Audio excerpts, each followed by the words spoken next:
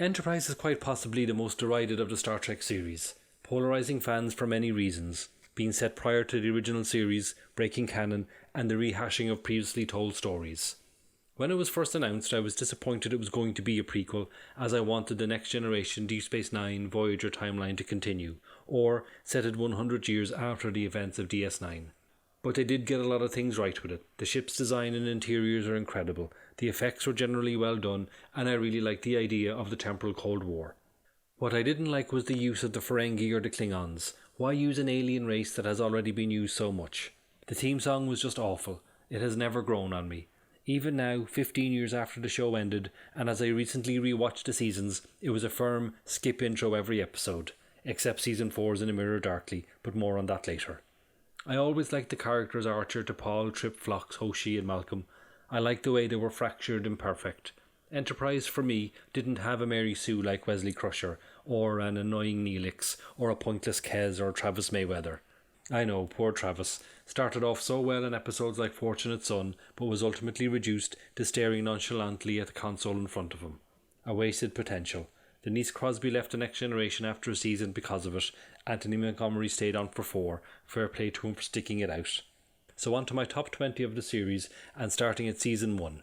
At 5, Fallen Hero. En route for some well-needed shore leave, the crew were ordered to pick up the Vulcan ambassador Velar, who is to be extradited to Vulcan.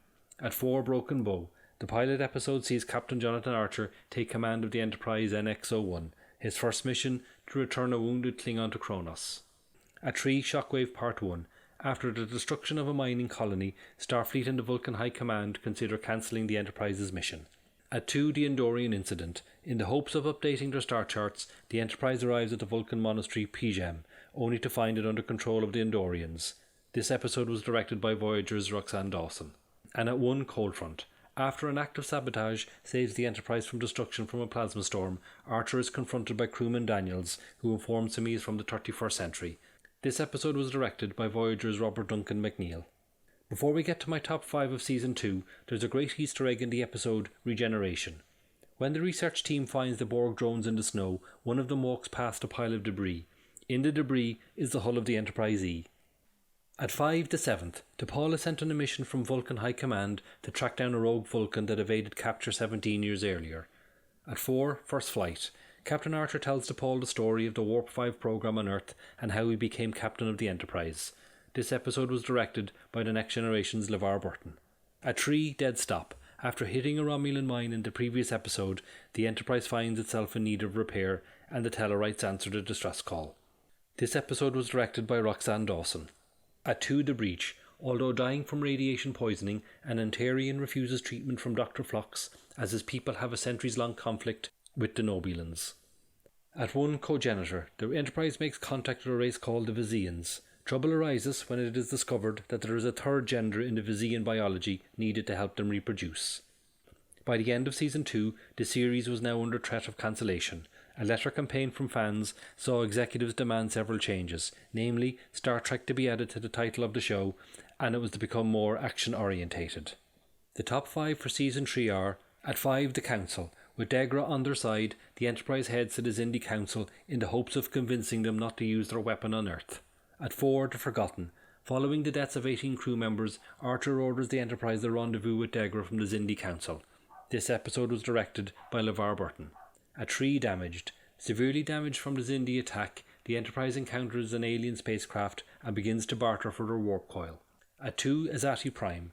To destroy the Xindi weapon, Archer plans a suicide mission on the military colony.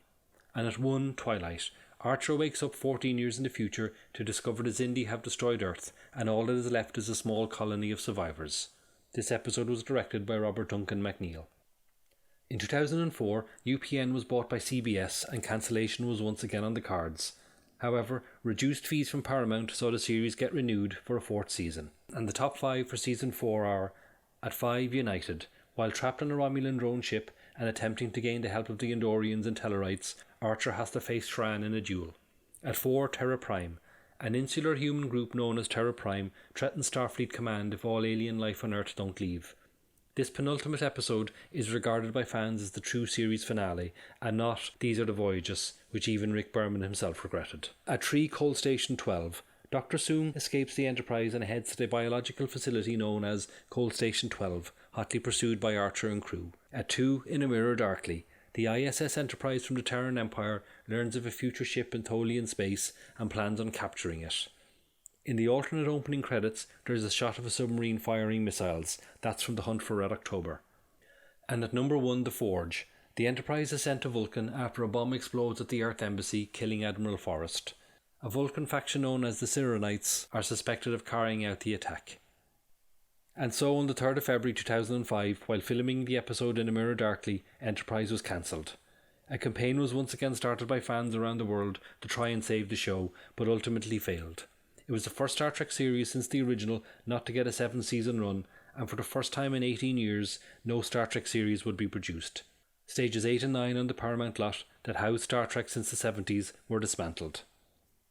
As divisive as the Enterprise was to fans, it still dealt with a positive, hopeful notion of the future. As Rick Berman said, Gene believed that mankind was going to continue to evolve in better and better ways. That's always made the series unique. The positive attitude that Gene Roddenberry insisted on is one of the things that has made Star Trek so endearing to so many people. Thanks for watching. Until the next time, hailing frequencies closed. If you liked what you saw, please hit the like and subscribe button, and don't forget to hit the bell too. Thank you.